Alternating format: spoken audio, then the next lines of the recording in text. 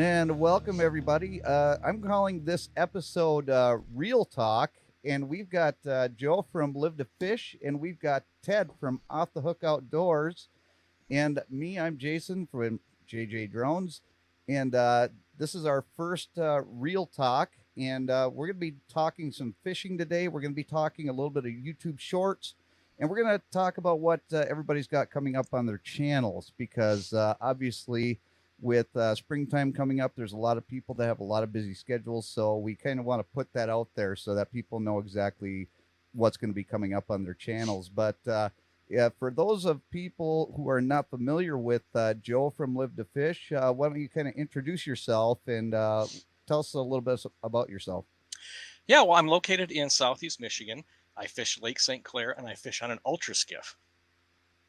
Okay. Now, And I do a lot of bank fishing as well. oh, okay.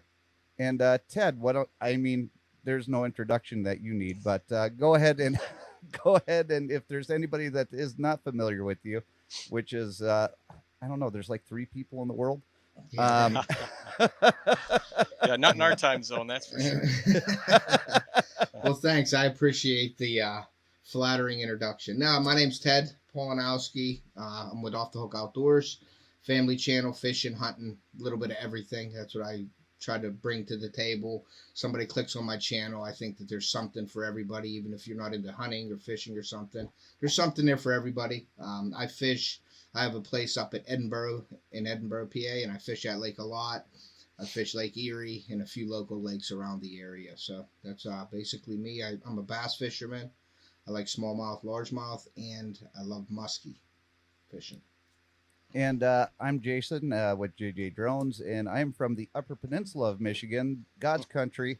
And you know, I am the novice fisherman. So I'm basically here to learn from you, Joe, and you, Ted, what I need to do in order to get myself ready for the upcoming fishing season because I've never prepared before, but I want to get and Ted's already sent me some baits, so I've got some baits ready to go. That's a good start.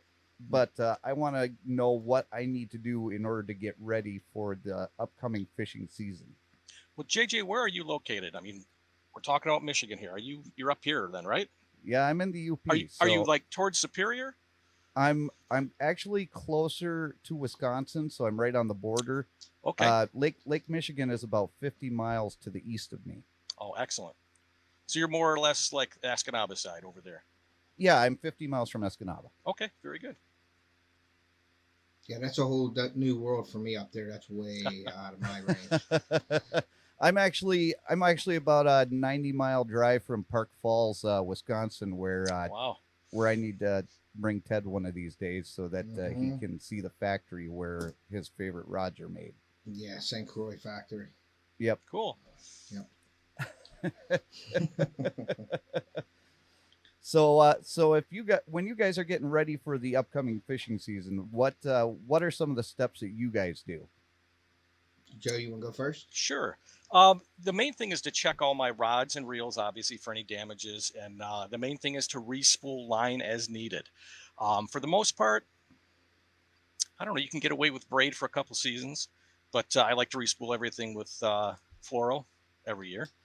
Um, Outside of that, just make sure everything's greased and oiled and ready to go. Now, as far as baits go, that's something that changes from season to season, depending on what new comes out and what Ted produces. And we'll touch on that coming up here. Yeah, definitely. Yeah, I mean Joe's right with the definitely respool. That's what I do. I check. I usually grease, oil all my reels. That's a project to do that. You know Absolutely. it's a day. It's a full day of sitting at the table, squinting your eyes, and trying to get all the gears lubed and everything. But yeah, I do that. I respool with fluoro. I'm on the same page as Joe. I mean, he's if you haven't seen Joe, he's pretty into. He's about as professional as you're gonna get on here. Thank you, Ted. Yeah, with that and but yeah, I use braid, and you can get away with braid a couple seasons, and you can there's a couple tricks to that. You can unspool your braid and redo it backwards so you have your new braid up front. So there's a couple of tricks that you can do to prolong the life of your braid. But every year I don't use mono too much. I may use mono this season for pan fishing. That's the only time I would use it, but it's fluoro 100% Sunline for me. I like the Sunline, product, so I use that, and it's fluoro 100%. Now this question is going to go to both of you, and you guys can jump in however you want. But talk to me like I'm an elementary school kid, okay? When you say that you're going to oil and grease your reels and stuff, I've grown up and I've never had to oil and grease a thing. I go to Walmart, I pick up a rod and reel, and I go out and I go fishing, and then that's the end of it until the next year, and then I keep using it over and over again until it breaks, and I throw it in the trash can. So you know what I mean? Are you talking about spinning gear that you use? Yeah. In fact, Ted sent me a spinning rod this year that I'm going to be using. So this is something that's new right out of the box. I've never used it before. I think Ted used it once for a review, and that was about it. So when I'm trying to put that, because I'm going to have to spool it up too, I'm going to have to get some fishing line and spool it up. But am I going to have to go through and I'm going to have to grease it? What am I going to use? Where am I going to put the grease? That kind of information. Right. I'm not going to speak for spinning gear, but if I'd have known, I would have grabbed some of my gear and show you exactly where. But I use bait casters. Okay. And one of the thing with bait casters is every manufacturer is going to be a little bit different as far as the amount of grease or lubrication that you'd put into each reel. Some of them have ports on the bait caster that you actually have like an oil port. So you don't necessarily have to take it apart to put the lubrication on it. As far as putting the grease in there, that's something you want to do sparingly. But again, each manufacturer is going to be different. And I would suggest that either you keep the schematics that come with the bait caster when you get it. If you don't have it, you can download it from the manufacturer's site. Any good manufacturer is going to give you a complete breakdown of all the parts and how everything breaks apart and gets put back together. That's going to be key. But again, it's something that each manufacturer is going to be different, but grease sparingly, oil definitely every year. Okay. Yeah. Ted? Yeah, that's some really good advice from Joe. I agree with Joe with this grease. A lot of people think the more grease, the better. And Less is more. In situations, a lot of the times the grease will attract dirt. So when you put too much grease in your gear system, it attracts the dirt and it can cause for havoc on your reels.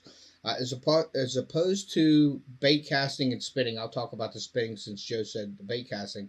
What you want to do, there's usually a side panel or something on a spinner. You can take it off. It's usually located on the side of the handle. 2 screws or something like that, depending on the manufacturer. You can open it up. You want to be gentle with it because there's gears in there. You don't want stuff falling out. So you open it up face down. You look in there. You might hit it with a little bit of grease, not much. That you don't want to put oil in the gear system. I don't anyway. I only oil the bail and anything that's moving, up and down, the parts and things like that. On a bait caster, it has a rail where your line guide moves. You want to put a little bit of oil in there. But basically touch a few dots of grease in there, reel it around a little bit, get it moving, but don't overdo it and pack it with grease because, fishing, you have your rod sometimes on the ground. You're in the rain, things like that. So more grease could be bad for your reel. So just use it sparingly and just check them every year. Sometimes you don't have to do anything with them that year. You know what I mean? I always carry oil with me. I will use the Ardent real butter, or I use the Quantum hot sauce. It's red. It looks like hot sauce. That's what I call it, hot sauce. They're the two that I use. There's tons of oils out there. Whatever. Lucas is another good one. Some of them come with pens with like a needle applicator where you can really get into fine areas in your reels and stuff like that. So it's all preference of what you use, but I do recommend you at least go through your reels and check them every year. And Ted brings up a good point to keep oil on you or in your bag. One of the things is with bait casters, it's going to let you know when the oil's low. That thing's going to start screaming and screeching, and you're going to know when it's time. Okay. And what kind of grease do you recommend? Oh, again, it depends on the manufacturer. There's so many different brands out there. I don't have one specific brand that I would recommend, honestly. Now, is that something that you would have to get like at a sporting goods store? Yeah, you can get it in your major sporting goods stores. Your small mom and pop shops would carry it. Absolutely. Okay.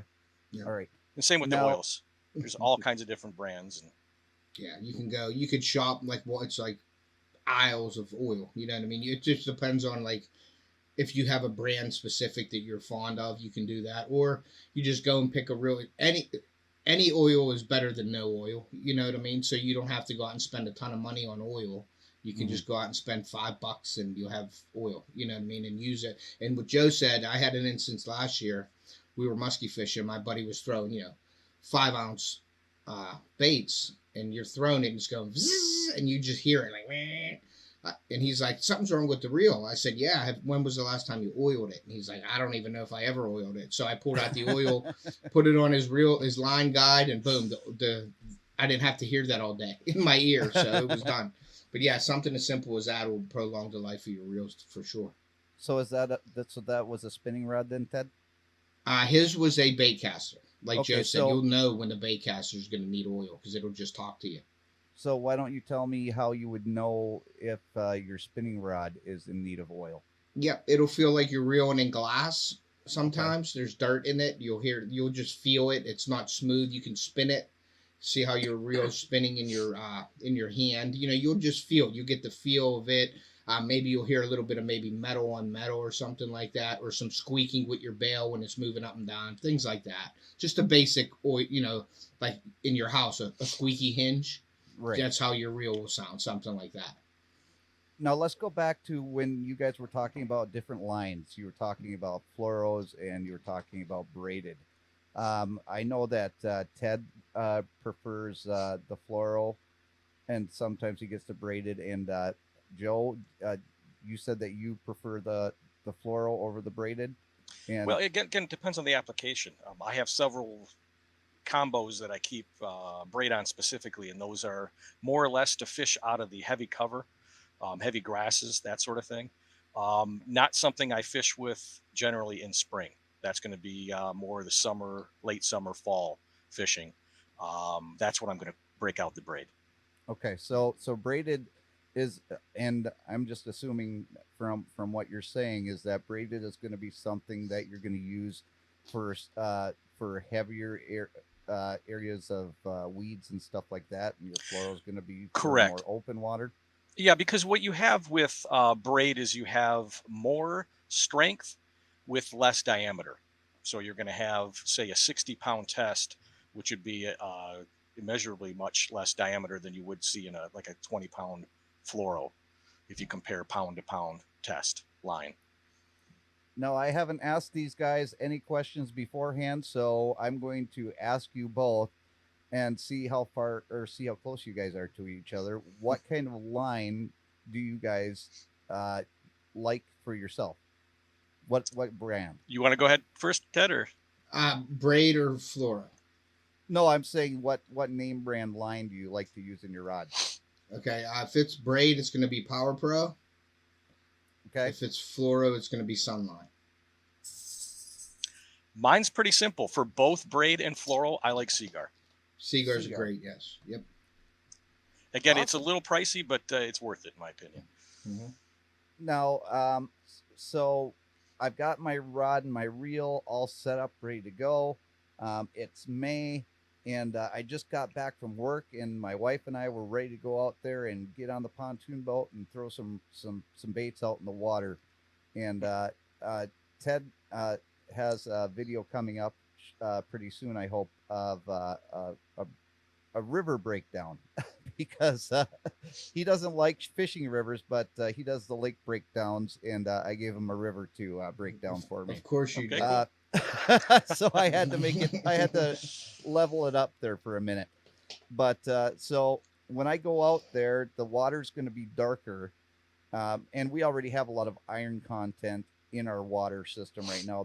The water's going to be even colder. So when I'm going out there, what kind of baits would you recommend as far as just starting out in the middle of spring? You want me to take that first, Ted? Sure. For me, cold water is one of two things. I use jerk baits because, again, that's going to kind of imitate a dying bait fish. And the other one is a chatterbait. And there's so many different chatterbaits on the market. Some are a little more stealthy, they're quieter, but it's all about the vibration and movement of both the trailer and the bait itself to trigger those strikes. Yeah. And then cold water for me, early spring will be it'll be a stick bait. It'll be either a wacky style because it floats slowly, so you want to keep it slow. And it depends what the fish tell you. The fish will talk to you. You know, you gotta. I can rig up my rods the night before fishing. In the first hour, there won't be a bait that I had on the night before. Okay, Right. it's just the fish will tell you what they want. So what you do is you put on your go-to baits. Usually my confidence baits. I always rig them up. If I'm rigging the night before, I'll rig up a wacky worm. Now we're talking about spring, so the frog won't be on there. It'll be like Joe said. I'll use a spinner bait or chatter bait, a jerk bait for sure. That was a great pick. That's one of my top ones in the spring because you can work it as fast as you need to, or you can work it as slow as you need to. You can jerk it, let it die, and slowly fall. And that's sort of what I use the wacky worm for, the same thing. But jerk bait, you can cover more water. And also, I will use like a Ned, a smaller bait for colder water. Sometimes the fish, when in cold water, they don't want a big bait to chase. They'll like a Ned rig size bait, like a shaky head or a Ned rig, something like that. So that's usually what's on my rod. I prefer to have the frog on my rod because I love fishing the heavy cover. I love that top water strike, buzz baits, frogs, top props, things like that, buzzing frogs, anything like that. What else? The whopper plopper, in open water with no weeds. But I love frog fishing in top water. But in the spring, you have to sort of change it all around. But I let the fish talk to me, so I go out there and fish for an hour, and like I said, there won't be a bait on my rod that I put on the night before. Sometimes, it's just what they want. But that's pretty good. If you put the baits on it, we said you're pretty much in the ballpark. Okay, Joe, you said that you like to do some bank fishing. Mhm. How do you change up your strategy when you're going from out on a boat to fishing off the bank? That's pretty simple because when you're fishing outside the bank and towards the boat, you're less likely to encounter snags than you are fishing from the bank and bringing that lure back in. So I kind of change up some of the techniques, try to go with a little bit more top water suspended things like suspending jerk baits. Um, I try to stay away from things like the Ned rig that will find its way into every crack and crevice and will get caught on anything. So that's kind of what I base it on. If it's something that can get snagged pretty easily, I'm very careful and very mindful of where I'm at, set up on the bank to fish. So you do have to change it up just a little bit. But again, there are some baits that you can use. Like I said, a jerk bait's a perfect example. It suspends a little bit higher in the water column. You can fish those in shallow water without it getting caught up and stuff. And again, this time of year, there's really not a lot of weeds and things like that you have to worry about. Yeah. And I wanted to mention it too that Joe is a great bank fisherman. If you watch his videos Thank you, when he's Ted. on the bank, he's a great bank fisherman. And that Ned rig thing is definitely because you're usually sloping away from yourself. So when you're pulling that, you're basically wedging that into the rocks and things when you're bringing it back. But isn't it funny how when we're in the bank we throw out, but we're in a boat we throw in? Correct. Yep. Isn't that crazy? Yep. And it's like you park in a driveway and drive on a parkway. You know what I mean? So Yep. it's sort of like you wouldn't think that. It's like okay, well I'm on a boat, but I'm throwing out to where the boat is on the bank. But then when I'm on a boat, I'm throwing close to shore. But Right. that is a great. That was a great topic that he said. Like you're pulling it into all the snags, whereas you're on a boat, you're actually pulling it away. It's easier to work a bottom bait. So bank fishing, it's really hard to work like a jig or something like that, or like a heavy, lure that's going to drag the bottom. Even crankbaits are Yeah, tough. deep diving cranks are, Yeah, I swear, yeah. I can't fish those from the bank. I just don't. Yeah. So, but if you want to watch a good bank fishing video, go to Live the Fish and watch Joe. He's a great bank Thank you. fisherman. Yep. So, Ted, the only time that I've ever seen you bank fish was when you were out trout fishing, and I think that was maybe a year and a half ago. And Yep. before you got expert microphones, thanks to some guy that I know. Yeah. But I don't know what I don't even know what kind of bait you were using at that time. Okay. But, Well. Yep. Go ahead. I'm sorry. no, that's all right. So what kind of bait were you using? And I know you were just going for trout because of the trout pond. Well, that's funny you say that because next week I'm doing the same thing. It's been about a year since that. And what I do is my wife has a function at her job, with the city, and so we get to go up to Seven Springs Resort and stay up there for the Nice. weekend. And they have natural streams there that feed ponds. And what they do is they stock the ponds really, really well. for people that are staying there and fishing. But you have to go up and you buy a permit to fish there, and they check it. They're pretty strict, which is neat. When you have a bunch of kids with you, you know there's fish in there. It makes it exciting for the kids. They're going to catch something. So we fish the ponds up there, and I use sort of like a power bait. I use Gulp. I don't use the power bait brand. I have a suitcase full of power bait. I do have every color you could think of, every mixture you could think of. It's like a chemist. I bring a bag and a lab bag with me. But I prefer the chunky cheese from Gulp and garlic. I have great success with that for trout. Now, that is probably one of the only that I do bank fishing, and then I'll bank fish with the kids up in my lake, like for panfish. We'll go on the dock and fish, or we'll fish for catfish, or both. And I do that with my nieces and nephews because I can't get them all out in a boat, obviously. So we go down and have fun on the bank, and it's fun. And this year I'm going to be adding some more of the pan fishing to the channel. I really haven't pan fished too much, but as you notice in my lure making and bait making, I've been making panfish to cater to some of the people that are pan fishing, which got me interested in, why don't I try that on my channel? So I'm going to start doing that with the kids out on a boat even, and fishing for crappie and panfish with my lures. So just adding that. I don't have a panfish series is what I would say. So it's probably going to be the 13th or 14th different thing on my channel that I have. So I'm going to add it. What the heck? Why stop now? So why not put that in there too? You know what I mean? Hey, give it some variety. I'm just going to make a comment on that last part there, Ted, and then we're going to move on to the next question that I have for the both of you. The only reason that you're doing that is because Ace is out fishing you with the bass. So we'll move on to the next topic. Yeah, that's okay. Yeah. My son outfished me last year. My son did it. And Ace did really well, but my son caught his PB. He caught a few big ones, smallmouth last year. So I'm looking forward to this year to top it, but it's going to be pretty hard to top last year because don't forget to get him in on Fish of the Week. Yes, and don't Catches forget of the week. And don't forget to keep your poles in the boat. Yeah, so, that's tip number one. I learned that from you, Ted. Yes. Right. Well, it's a learning channel. You know what I mean? It's a learning channel. and when they do fall off the boat, magnets don't work. No. Just remember that. Well, they will if you get it right in that one spot where there's metal on the reel. But it's a needle. It's a needle in a haystack. So this is going to be for the both of you. We'll start with Joe. You do like to fish Lake St. Clair over there, and yes. and I'm aware of that. But if you were going to fish anywhere else in the U.S., what would be your favorite spot? Ooh, I would have to say on my bucket list, it's Okeechobee down in Florida. I would have to say that. On my bucket list is to get a double-digit bass. Here, you're lucky if you get 5-pounders. Down there, that's, they're throwing them back like dinks. So that would probably be where I would like to go, Lake Okeechobee. Ted, same question.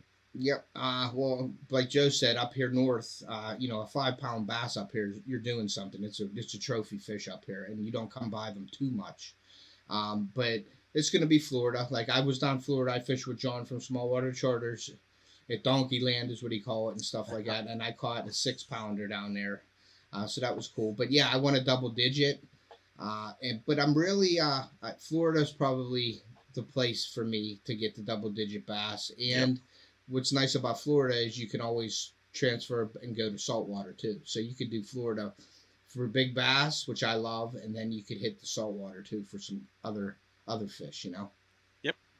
Now, why is it that the bass are so small up here and they're larger down in the south? Is it because of the fact that we have the cool seasons, or what's the deal there? I would have to probably, I don't know the science behind it, but I would have to say it's probably what you're hitting on there with the change in temperatures. Obviously, they go into, I wouldn't say hibernation mode, but obviously they put on the feed bag and then they kind of settle down for the winter.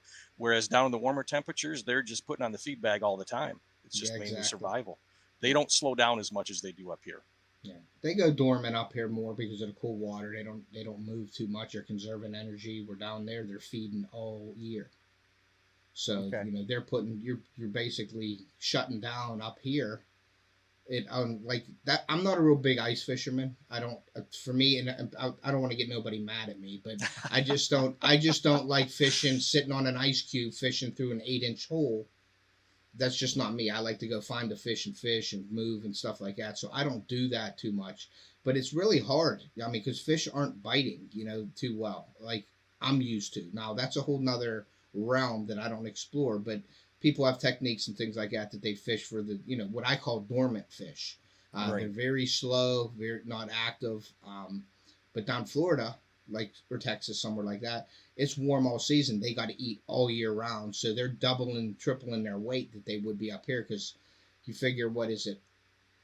I don't know, March, April, May, 3 months, and then you got like January, December. They're all shut down up here. You got 5 months of like shutdown where they're not really putting the feed bag on, as Joe would say, and down there it's 12 months out of the year. Right. So what time of year? Let's narrow it down. What is the best month, and what is the best time of day, in order to catch fish, probably on more regularly? Go ahead, Joe. Now that really varies. For me, my favorite time is going to be that May, June, that late spring into early summer, and it's going to be mostly early mornings. Okay. And it's different for me up here. I do the May, June. I like that because May they're spawning. Okay, now not a lot of people don't like to fish on beds. Okay, now up here we don't have tournaments in May because fish are spawning, so you're not allowed to fish a lake you're not allowed to fish for bass on a lake like tournament wise. They just started this a couple years ago where you weren't even allowed to really target bass in May. You know what I mean? But then they changed it a little bit, and you can target bass in May. Now you're going to have arguments with people saying, you catch a bass off the bed, they're not going to go to the bed. You're going to ruin it. All their eggs you're going to hurt the population. Okay. I've caught bass off beds and released them immediately and watched them swim back to their bed and get back on their bed. So I've seen it. It works if you do it properly. Okay. Do I agree with? I agree with not having tournaments, but May and June is my time.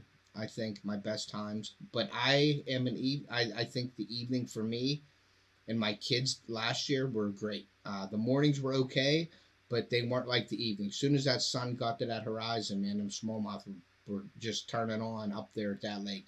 And it could be the totally opposite this year. And like once again, the fish will talk to you and tell you when it's going to be. I can't tell you if you go out this evening, you're going to catch fish. It's just a matter of what they're doing.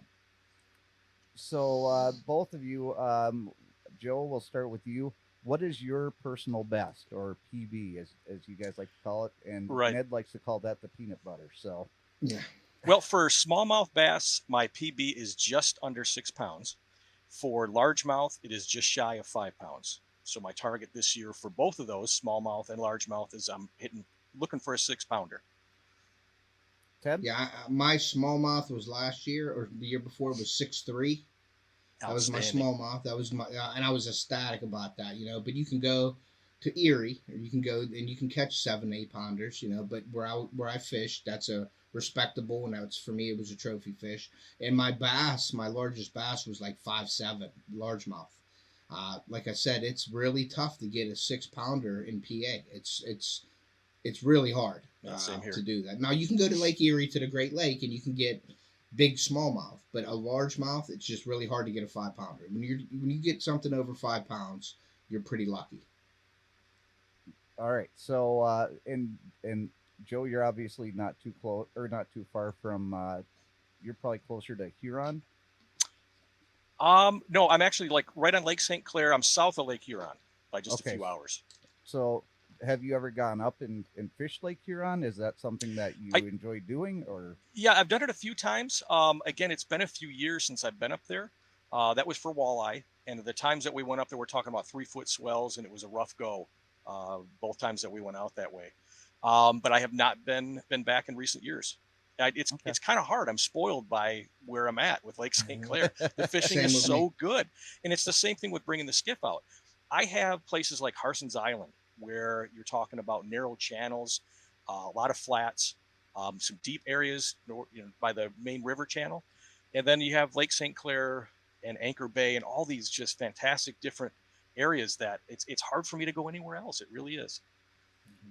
And I'm going to ask you to answer this one, Joe, and then I'm going to have Ted answer the question about the second half of this question. Joe, when you're out there looking for a spot to fish from the bank, what are you looking for? Pretty much what I'm looking for from the bank is the points. And what that means is there's a park by my house that is an absolute perfect example. It comes out to a point, and you have a canal on one side for boat traffic in the residential area. And then on the other side, you have a bunch of riprap, and you have the bay that leads out into Lake St. Clair. So at that point, you have some calm waters that are protected back where the canal area is at, and then you have the main lake, and then you have currents that come through both, and they kind of meet at that point. And those are the kind of areas I like to fish. The other spots I like to fish are places of cover. Like, for example, the public park where we have a pier that goes out. I like to fish around that pier and around the areas where they dump, say, barrels or tires to attract points of cover for the bait fish, which bring the big fish in to feed. So again, it depends on where you're at the bank. I'll try to look for points if it's accessible.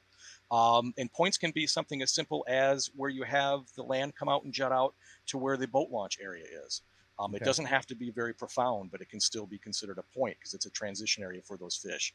But those are the areas that I kind of try to key on. Gotcha. Ted, now when you're out there on your boat trying to find places to fish, what are you looking for? Yeah, I know some great information that Joe gave you guys. I'm looking for weed lines when I'm out on the boat. I'm looking for weed lines. I have side imaging and down imaging on my boat. I use a Humminbird to helixes.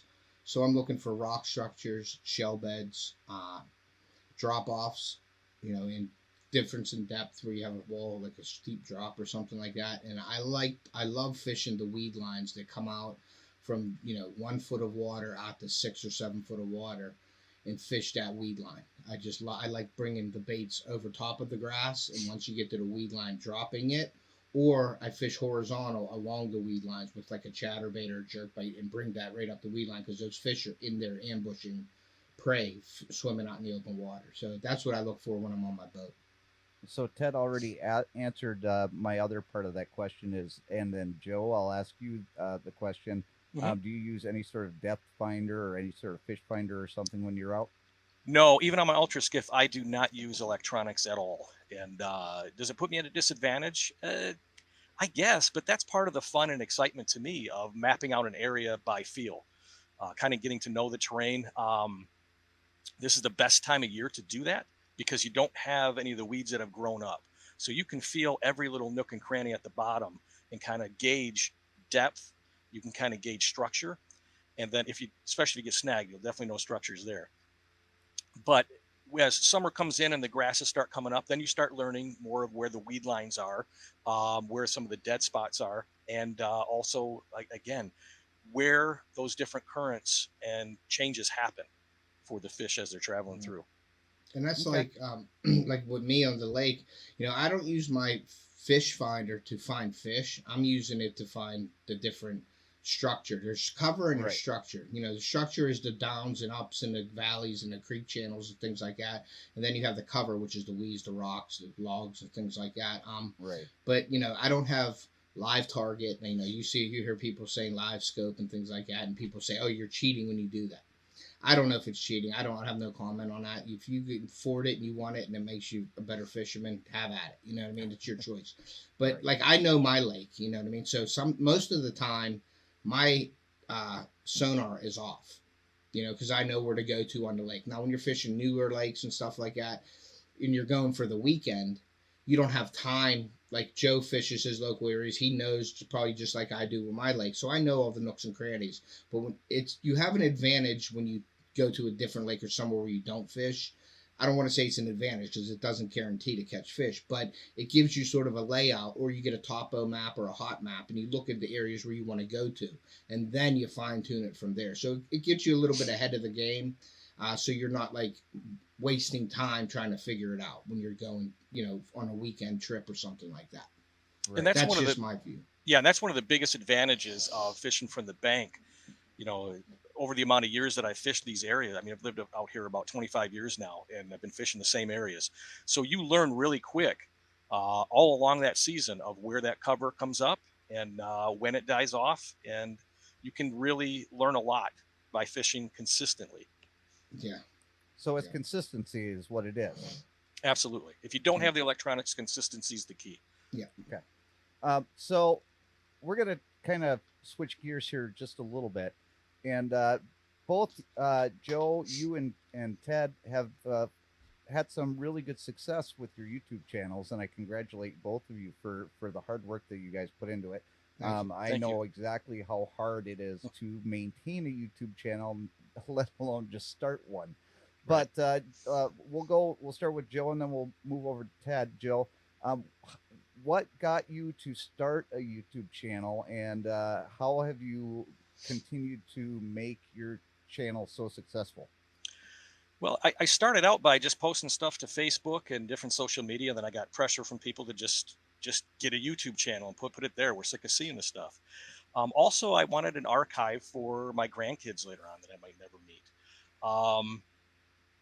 It was something personally I wanted some type of archive or legacy to show future generations of relatives things that I did, and maybe teach some other people some skills while I'm out there as well.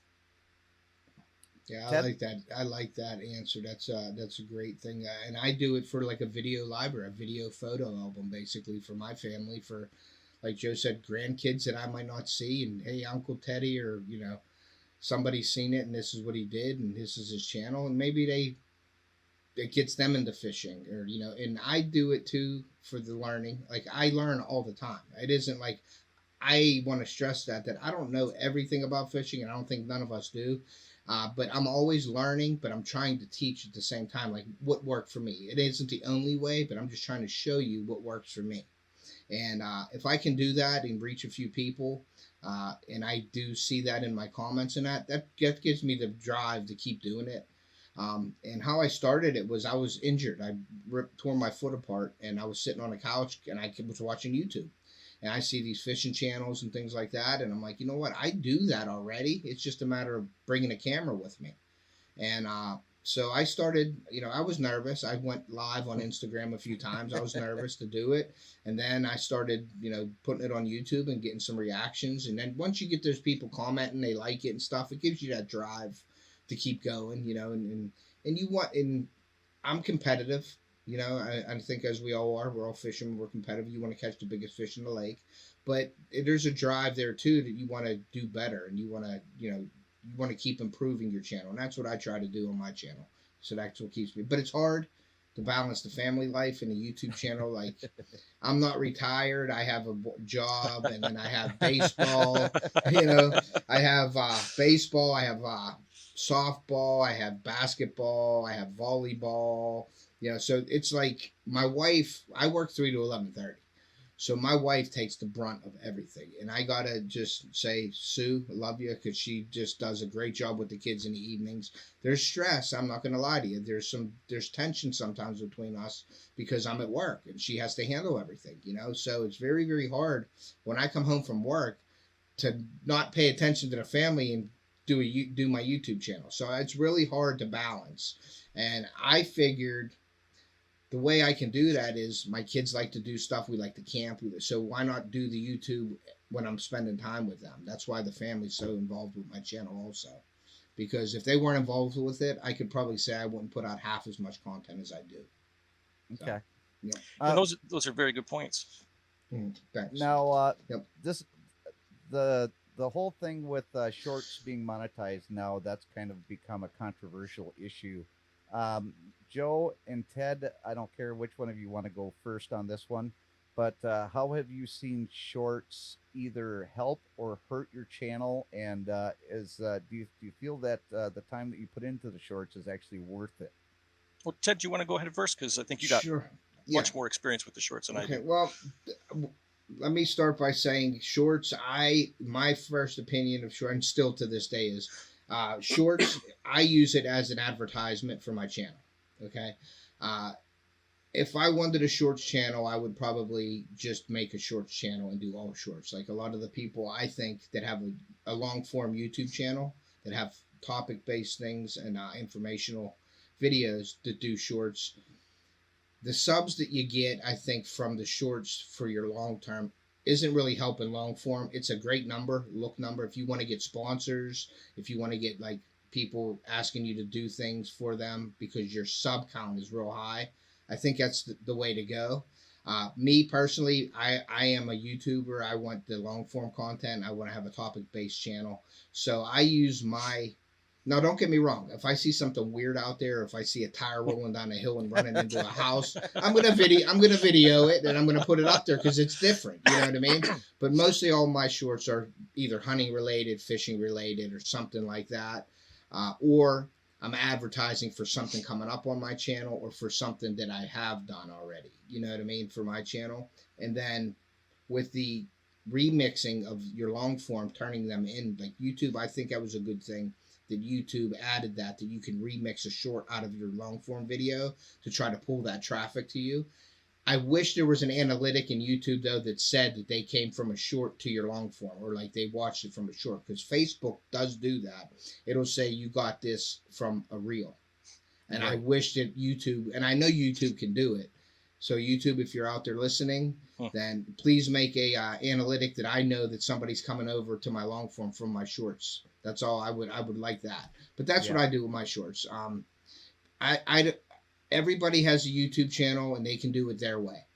If I disagree, say with something that Joe's doing, I'm not going to voice my opinion. It's his channel. He can do what he wants to do. I'm not getting upset if he does it. You know what I mean? It's his thing. It's what he wants to do. And there are some people out there that just don't get that. Yeah, and you know, there's going to be haters toxic. out there. Yeah, there's going to be haters out there. But you know what? If you're a hater and you're commenting to a point, now I know there's channels out there that have had some haters that have really gone overboard on things like that, and block them. You know, just get rid of them, get them out of your realm, because it's just going to be a negative thing. I've seen channels.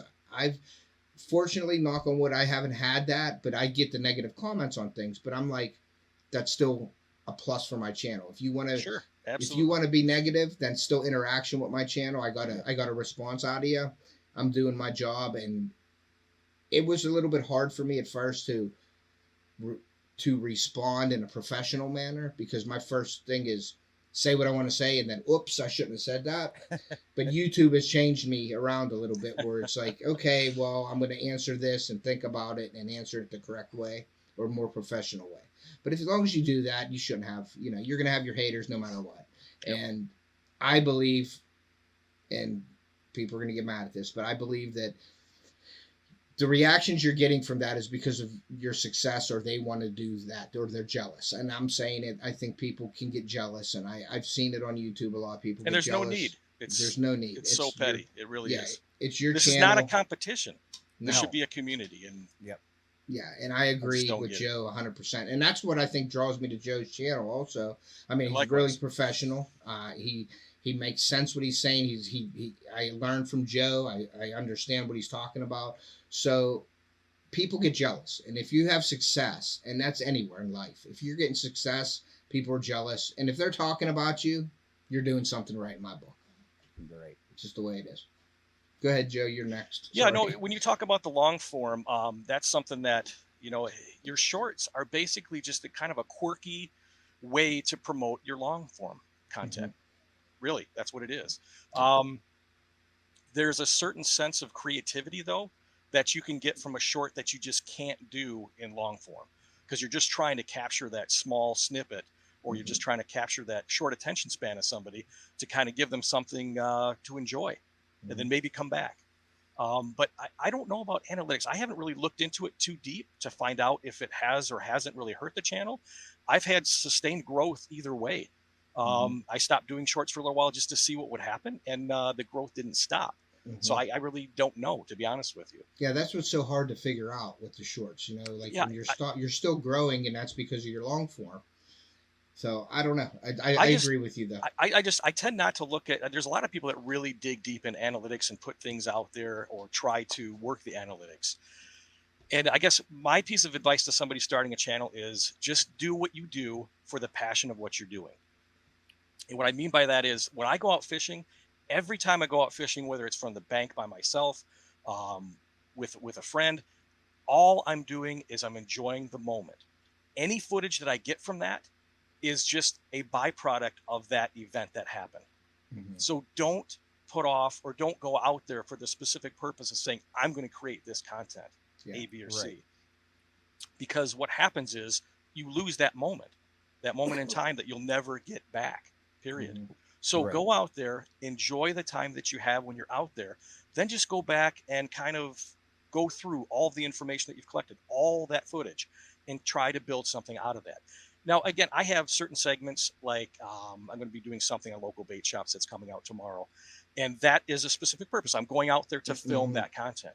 But when I'm out fishing, I'm out fishing, period. Right.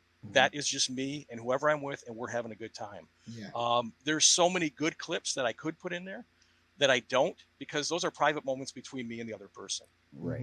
Mhm. Yeah. I just don't do it. No, that makes sense. I like your way you said that, like you're in the moment, that's your moment. And that's what sort of when I was sitting here and I was like, well, to become a YouTuber, I'm doing that already. So why Right. not put it in there? Now, I Right. agree with you where you have pre-planned videos that you want to do, like me with my bait making and things like that. But Exactly. when I'm fishing, I have that on my window, and it's videoing me. If now there's a lot of cuts in it, you know what I mean, because it don't happen all the time, you know that. I mean, if you go out to specifically make a bass video, I mean, you look at these TV channels, they're spending a month to make a video for a half an hour, Sure. you know what I mean. Sure. And it doesn't just happen when you go out there. You don't make a video when you go out there. You can't. Sometimes you get lucky and you get a bunch of fish, and that's the nice thing about it, where you don't have to edit so much. But it doesn't happen that way all the time. And I think you're right. If you lose the sense of that moment and enjoying it, it's going to ruin it. It'll ruin your channel and it'll ruin your fishing experience. I really do. So I mean, don't get me wrong. Yeah, there are, and I'm going to interrupt you, Ted. No. There are professional YouTubers that's what they do, is they go out there because that's the content they want to provide and that's their Mhm. goal. That's not what I want to do. That's not what I want for my channel, and that's not what I want for my subscribers or my viewers. And I think that's one of the reasons why I've had the sustained growth, because they can see that I'm genuinely out there. I'm just living my life. They're coming Mhm. along for the ride. Yeah, They're getting yeah. the back seat and getting to see what happens. And Mhm. what you see is what you get. And that's And why I think. Sorry, go ahead, Jason. Well, I was just gonna jump in and just say that whether it be shorts or whether it be long form, and my advice to anybody coming into YouTube, even though I'm not a great channel, you know, I call my channel or my shows on the Sundays that you know, welcome to Trainwreck. So you know Oh, that's jeez. that's That's not true. Come on. No, I mean you got good But- content, but you Quit know, being so humble.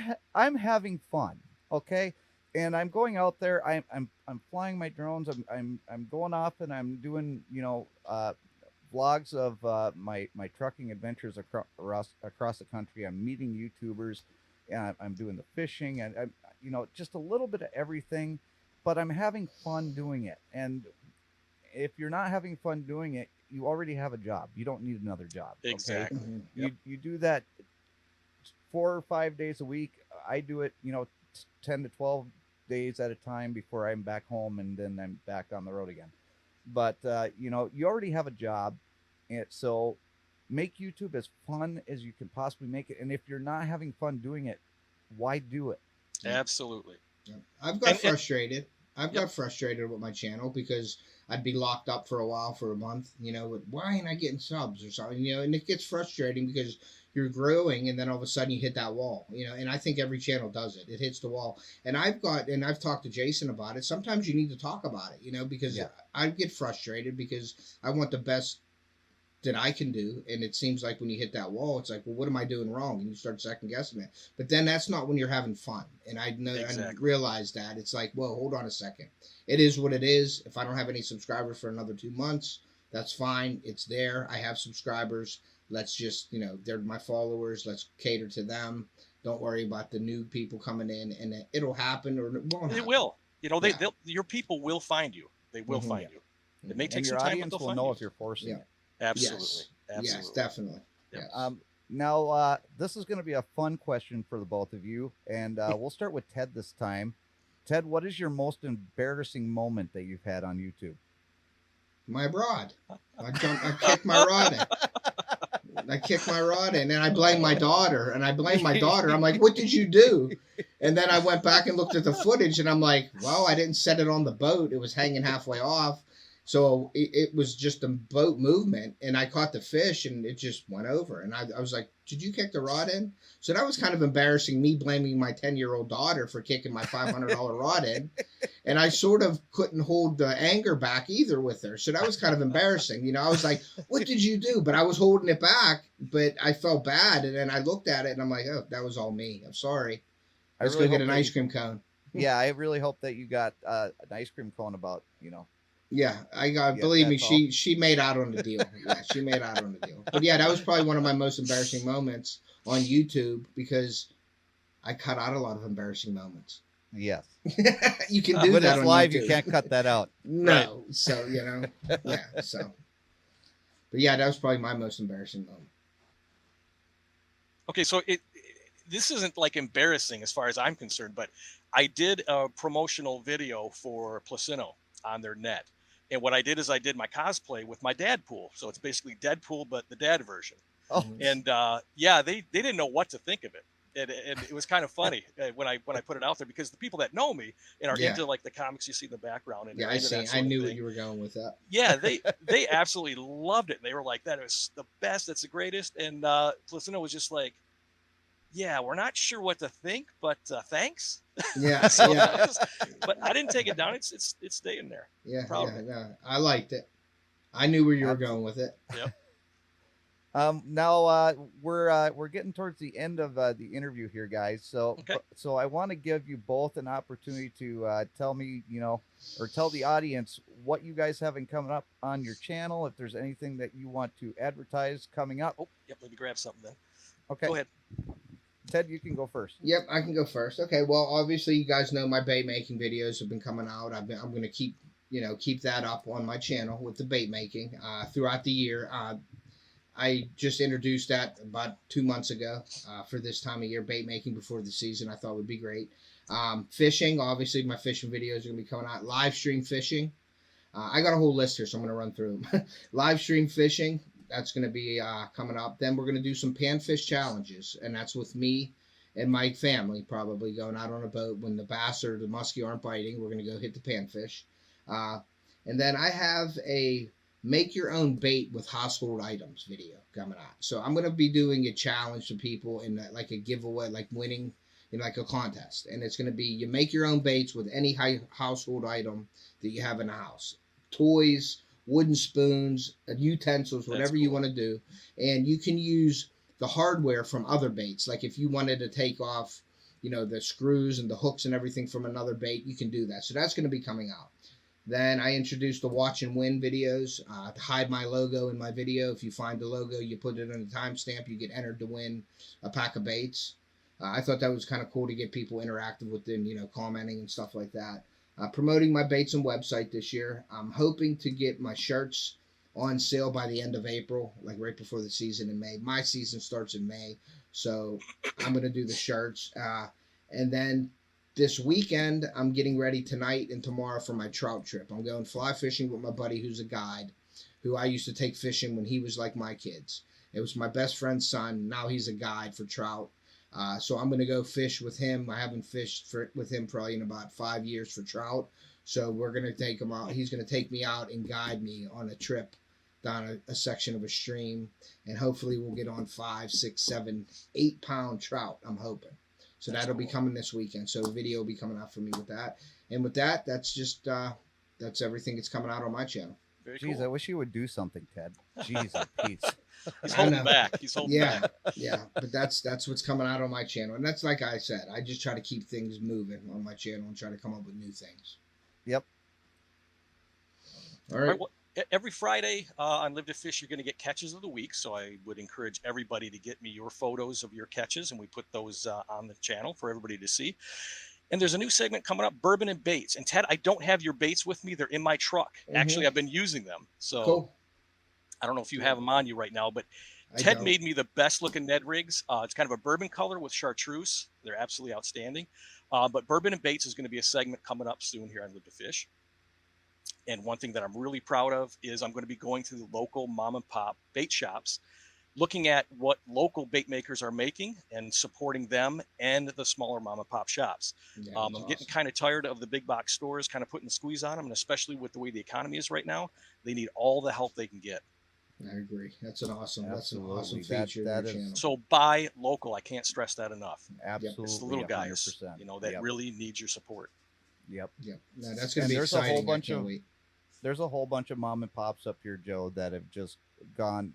The older generations were running them, and they just completely shut down because they just couldn't afford to be in business anymore. Right. And you're at that age where you can either keep the doors open or just shut them down and just be done with it.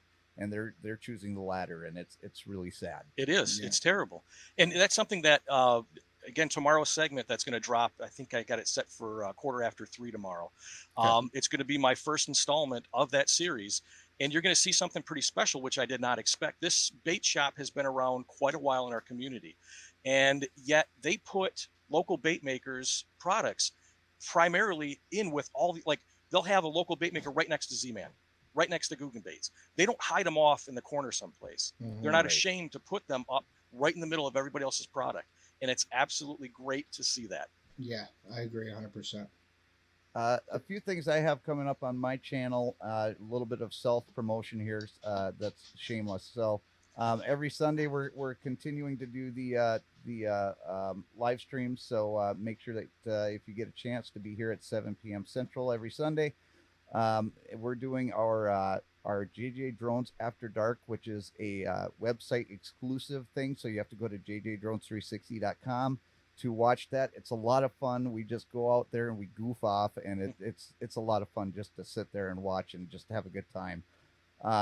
Then coming up on Memorial Day, Ted knows, and a lot of my viewers know that I do work, or I did a fundraiser last year for Wreaths Across America because I was able to deliver wreaths down to the cemetery down in Chattanooga, Tennessee.